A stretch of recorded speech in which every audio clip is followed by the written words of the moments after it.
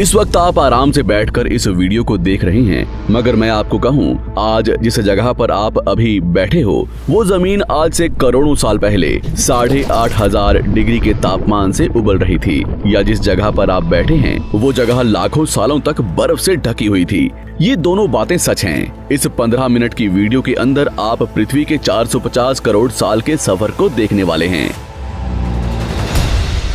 जिस जगह आज हमारा सौरमंडल है, वहाँ विभिन्न प्रकार की गैस और धूल के बादल हुआ करते थे। वैज्ञानिकों के मुताबिक इन धूल के बादलों से दूर एक तारा हुआ करता था। वक्त के साथ साथ उस तारे की ऊर्जा कम होने लगी, जिसके कारण उसके अंदर एक विशाल विस्फोट हुआ। विस्फोट की वजह से अंतरिक्ष की ये धूल एक दूसरे से दबने लगी। इस दौरान बादलों में स्थित धूल के कण दबाव और गर्मी के कारण बड़े उल्कापिंड और पत्थरों में परिवर्तित हो चुके थे, और इसी दबाव की वजह से इन बादलों में स्थित रेडियो एक्टिव पदार्थ ने ग्रेविटी का निर्माण किया। इस ग्रेविटी के कारण बीच में हाइड्रोजन और हीलियम इकट्ठा होने लगे। बीच के इस भयंकर दबाव के कारण एक विशाल विस्फोट हुआ, और इसी विस्फोट के कारण हमारे सूरज का जन्म हुआ। अंतरिक्ष में फैले एस्ट्रॉयड यानी क्षुद्र ग्रहों में भारी वजन की वजह से सूरज के करीब आकर सूरज की परिक्रमा करने लगे। धीरे धीरे इन्हीं एस्ट्रॉयड में भारी टकराव हुआ, जिसके फलस्वरूप मरकरी, विनस, अर्थ और मार्स जैसे ग्रहों का निर्माण हुआ।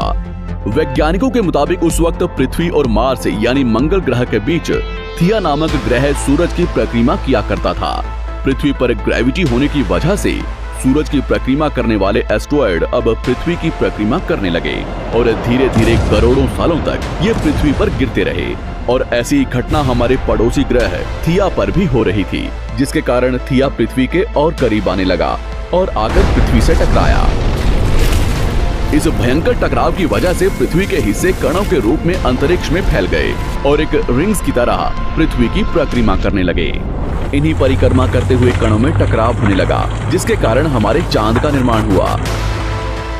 उस वक्त पृथ्वी पर सिर्फ एक ही समुद्र हुआ करता था, और वो था 1900 डिग्री सेल्सियस की तापमान पर उबलते हुए लावे का।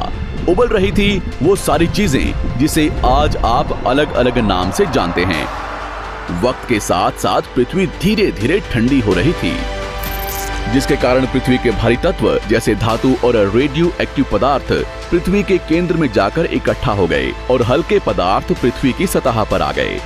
लाखों सालों तक पृथ्वी पर उल्कापिंडों की बरसात हुई, और इन गिरते हुए उल्कापिंडों में जमा था नमक, मिनरल्स और पानी। करोड़ों सालों तक इन उल्कापिंडों की बरसात होती रही, और धीरे धीरे पृथ्वी की ऊपरी सतह पानी से ढकने लगी।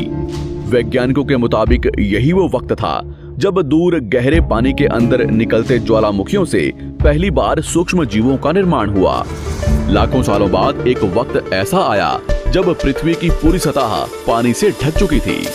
हमारी पृथ्वी के सबसे अंदर का कोर रेडियो एक्टिव पदार्थ से बने होने की वजह से हरदम गर्म होता रहता है, लेकिन जब भी पृथ्वी की ऊपरी जमीन ठंडी हो जाती है, तब पृथ्वी के अंदर की गर्मी बाहर नहीं निकल पाती, जिसके कारण ज्वालामुखियों का निर्माण होता है। और उस वक्त कुछ ऐसा ही हुआ। पानी से ढकी हुई पृथ्वी पर हजारों की तादाद में ज्वालामुखी निकलने लगे, और आने वाले लाखों सालों तक इन ज्वालामुखियों का निकलना जारी रहा, जिससे पानी के ऊपर जमीन का निर्माण हो रहा था।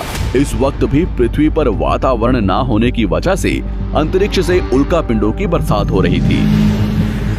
आज से लगभग 300 करोड़ साल पहले पृथ्वी पर ऐसा वक्त आया जब पृथ्वी का वातावरण लगभग स्थिर होने लगा था। ज्वालामुखी निकलने धीरे हो गए थे, और पृथ्वी का एक दिन 12 घंटे का हुआ करता था। साल बीतते गए, और धीरे धीरे ये सूक्ष्म जीव विकसित होते गए और समूह में रहने लगे। आज से लगभग 250 करोड़ साल पहले पहली बार पृथ्वी पर ऐसे जीवों का निर्माण हुआ जो जीने के लिए ये पानी के अंदर के मिनरल्स यानी खनिज पदार्थ और धूप का इस्तेमाल करते थे, और मल त्याग के रूप में ऑक्सीजन बाहर निकालते थे। इस वक्त तक पृथ्वी पर ज्यादातर ज्वालामुखी निकलने बंद हो चुके थे, और इन माइक्रोबैक्टीरियाज की वजह से वातावरण में ऑक्सीजन की मात्रा बढ़ रही थी। वातावरण में ऑक्सीजन बढ़ने की वजह से पृथ्वी का वायुमंडल बनना शुरू हुआ, और आने वाले हजारों सालों तक वातावरण में ऑक्सीजन की मात्रा बढ़ती रही। जिसकी वजह से पृथ्वी के ज्यादातर हिस्सों में ये सूक्ष्म जीव फैल गए। हजारों सालों बाद एक वक्त ऐसा आया जब पृथ्वी में ज्यादा ऑक्सीजन बढ़ने के कारण ये सूक्ष्म जीव मरने शुरू हो गए। उस वक्त तक पृथ्वी का वातावरण ठंडा होने के साथ साथ ऑक्सीजन से भी भर चुका था, जिसके कारण जमीन और वातावरण में स्थित आयरन यानी लोहे के मिनरल्स पानी में स्थित ऑक्सीजन से रिएक्ट होने लगे। और एक वक्त ऐसा आया जब पृथ्वी की जमीन आज के मार्स के जैसे लाल हो चुकी थी। वक्त बीतने के साथ साथ धरती की टेक्टोनिक प्लेट्स में दरार होने लगी, जिसके कारण पृथ्वी के अंदर का लावा जमीन की तरह कई लाखों सालों तक खुला उबलता रहा। और यही वो कारण था जिसके कारण पृथ्वी के वातावरण में कार्बन डाइऑक्साइड की मात्रा बहुत बढ़ गई और पृथ्वी पर एसिड की वर्षा शुरू हो गई। एसिड रेन की वजह से पृथ्वी का तापमान घटने लगा और तापमान इतना घटा कि पृथ्वी के ऊपर स्थित पानी बर्फ में परिवर्तित होने लगा। पृथ्वी पर पहली बार भयंकर आइस एज आया। इस वक्त पूरी पृथ्वी सफेद बर्फ से ढक चुकी थी। आमतौर पर जब धरती पर सूरज की किरणें गिरती हैं, तब जमीन उन किरणों को सोख लेती है, मगर क्योंकि पूरी पृथ्वी बर्फ से ढक चुकी थी और क्योंकि बर्फ सफेद और चमकीली होती है, जिसके कारण सूरज की किरणें धरती पर गिरने के बाद वापस चली जाती थी। इसी कारण से पृथ्वी कई लाखों सालों तक बर्फ से ढकी रही, मगर फिर से पृथ्वी के अंदर स्थित गर्मी ज्वालामुखी के रूप में निकलना शुरू हो गई और इन ज्वालामुखियों से निकलने वाली गर्मी ने बर्फ को पिघलाना शुरू कर दिया। इसी बीच पृथ्वी की गहराई में बचे कुछ सूक्ष्म जीव धीरे धीरे बदल रहे थे और अब वो ऑक्सीजन को अपने शरीर को बड़ा और जटिल बनाने के लिए इस्तेमाल करने लगे थे। इस बीच पानी में अलग से भी छोटे समुद्री पौधे निकलने शुरू हो चुके थे। बाहर जैसे जैसे ज्वालामुखी निकल रहे थे, वैसे वैसे वातावरण कार्बन डाइऑक्साइड की वजह से गर्म हो रहा था। वक्त के साथ साथ बर्फ तो पिघलने लगी, मगर धरती पर फिर से एसिड की वर्षा शुरू हो गई, जिसके कारण फिर पृथ्वी ठंडी होने लगी और फिर पृथ्वी की ज्यादातर सतह बर्फ से ढक गई। ऐसा बार बार कई हजारों सालों तक होता रहा और इसी कारण से अब समुद्री जीव धीरे धीरे वातावरण के हिसाब से विकसित हो रहे थे। इस बीच कई सारे जीव और समुद्री जंगल्स विलुप्त हो गए, मगर जो बच गए वो धीरे धीरे पृथ्वी के बदलते तापमान के हिसाब से ढलते गए और अब हजारों सालों बाद समुद्री पेड़ बर्फ की वजह से पूरी तरह से मरते या सूखते नहीं थे। अब सूक्ष्म जीव समुद्री जीव बन चुके थे। जब फिर से ज्वालामुखियों ने पृथ्वी की बर्फ को पिघलाना शुरू किया, तब ये समुद्री पेड़ जल्दी विकसित होकर फैल गए।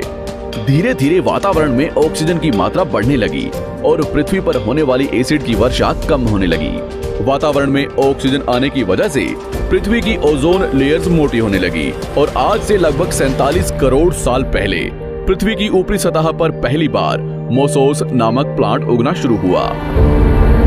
वक्त के साथ साथ जमीन पर अलग अलग प्रकार के पौधे और पेड़ उगना शुरू हुए। एक वक्त ऐसा आया जब जमीन के पेड़ों की लंबाई लगभग 80 से 100 फीट जितनी या आज के 5 से 6 मंजिला बिल्डिंग जितनी ऊंची हो चुकी थी। ये वो वक्त था जब समुद्री जानवर समुद्र से बाहर निकल रहे थे और जमीनी जानवरों में परिवर्तित हो रहे थे। धरती की ज्यादातर जमीन एक जगह इकट्ठी हो चुकी थी, जिसे आज हम पैंजिया महाद्वीप के नाम से जानते हैं। पृथ्वी का वातावरण और तापमान लगभग स्थिर हो चुका था और अब करीब 21 से 23 घंटे का दिन हुआ करता था। अब समुद्री जीव पानी से बाहर रहने लगे थे और वातावरण के हिसाब से उनके शरीर का रंग रूप बदल रहा था। धीरे धीरे ये जमीनी जानवर डायनासोर्स में परिवर्तित हो गए। जिन डायनासोर्स ने पेड़ पौधे खाने शुरू कर दिए, उनका शरीर लंबा और विशाल रूप से विकसित होने लगा। कुछ डायनासोर्स शिकार किया करते थे, जिसके कारण वे छोटे और तेज होते चले गए।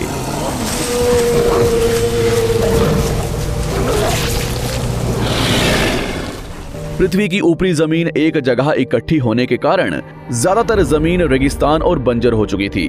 ज्यादातर जंगल समुद्र के करीब हुआ करते थे, जिसमें डायनासोर्स रहा करते थे। आज से लगभग 20 करोड़ साल पहले पैंजिया महाद्वीप टूटना शुरू हो गया। पैंजिया के विभाजित होने की वजह से पृथ्वी की ज्यादातर ऊपरी जमीन पानी के संपर्क में आने लगी, जिसके फलस्वरूप पृथ्वी पर हरियाली बढ़ती गई, जिस वजह से डायनासोर्स और ज्यादा विभिन्न और विशाल होते चले गए। डायनासोर्स ने आने वाले लगभग 20 से 30 करोड़ सालों तक पृथ्वी पर राज किया। उस वक्त डायनासोर्स समुद्र से लेकर जमीन और आसमान तक पूरी पृथ्वी पर राज किया करते थे। इस दौरान अफ्रीका से टूटा भारत सीधे आकर आज के तिब्बत से टकराया और इस टकराव की वजह से हिमालय का निर्माण हुआ। आज से लगभग 6.5 करोड़ साल पहले पृथ्वी की तरफ आज के माउंट एवरेस्ट से भी बड़ा लगभग 4.5 लाख करोड़ किलो जितना वजनिया उल्कापिंड लगभग 80,000 किलोमीटर प्रति घंटे की स्पीड से पृथ्वी की तरफ आ रहा था। पृथ्वी की सतह को छूते ही उसमें भयंकर आग लगी और वो जलते हुए सीधा पृथ्वी से टकराया। इस टकराव से निकलने वाली ऊर्जा आज के 10 करोड़ परमाणु बम एक साथ फटने के बराबर थी। जहां ये उल्कापिंड गिरा, वहां के जानवर और पेड़ तुरंत भाप बनकर जल गए। गिरते ही पृथ्वी पर पूरी तरह धूल फैलने लगी। समुद्र में भयंकर बाढ़ आने लगी। भूकंप और आग ने पृथ्वी को जलाना शुरू कर दिया। कुछ ही घंटों में पूरी पृथ्वी के वातावरण में हानिकारक गैस और धूल की वजह से पृथ्वी नर्क हो चुकी थी। डायनासोर्स घुटन, आग और भूखमरी से पूरी तरह विलुप्त हो गए। इस वक्त हमारे पूर्वज जमीन के अंदर रहा करते थे, जिसके कारण वो इस विशाल प्रलय से बच गए। पृथ्वी का वातावरण पूरी तरह से काला और अंधेरा हो चुका था, जिससे धूप भी जमीन तक नहीं पहुंच पा रही थी। पृथ्वी के पेड़ और ज्यादातर जानवर विलुप्त हो गए। वातावरण में धूल और हानिकारक गैस के कारण पृथ्वी पर फिर से एसिड की वर्षा शुरू हो गई और फिर पृथ्वी ठंडी होकर बर्फ से ढक गई। लेकिन इस बार पृथ्वी की बर्फ लाखों सालों तक नहीं जमी रही और 80 से 90 हजार साल बाद ये बर्फ पिघलनी शुरू हो गई। जैसे ही धरती पर वातावरण फिर से पहले जैसा होने लगा, वैसे ही ये छोटे जीव जमीन से बाहर आना शुरू हो गए। उस वक्त पृथ्वी की बर्फ पिघलनी शुरू ही हुई थी, जिसके कारण अफ्रीका में घने ठंडे जंगल हुआ करते थे और इसी बीच ये जमीनी जीव बंदरों में परिवर्तित हुए। मगर जैसे जैसे पृथ्वी गर्म होने लगी, वैसे वैसे अफ्रीका के ये जंगल सूखने लगे। जंगल की चीजें खाने वाले बंदरों को खाने की कमी होने लगी। खाने की तलाश में इन बंदरों ने अपने पैरों पर चलना शुरू कर दिया, जिससे उन्हें दूसरे जानवरों के शिकार करने में मदद मिलती थी। धीरे धीरे बंदर एप्स यानी वानर में परिवर्तित हुए।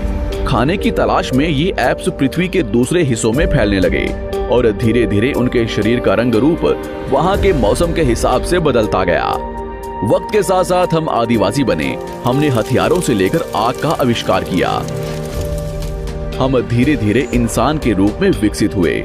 हमने धर्म से लेकर परिवार, भाषा और संस्कृति का निर्माण किया और वक्त के साथ साथ हम विकसित होते चले गए और आज हम इस पृथ्वी की सबसे विकसित प्रजाति बन चुके हैं। पृथ्वी को आज के जैसे बनने में लगभग 450 करोड़ साल का वक्त लगा है और हमें एक छोटे जमीन में रहने वाले जानवर से इंसान बनने में कई लाखों सालों का। मगर हमने इन 100 सालों में जितना पृथ्वी को गंदा और तबाह किया है, उतना आज तक किसी भी प्रजाति ने नहीं किया होगा। हम फिर से धरती को गर्म कर रहे हैं और कार्बन डाइऑक्साइड की मात्रा बढ़ा रहे हैं। वैज्ञानिकों का मानना है कि पृथ्वी पर फिर से विशाल परिवर्तन होने वाला है। भविष्य में पृथ्वी कैसी होगी, जानेंगे हमारी अगली वीडियो में।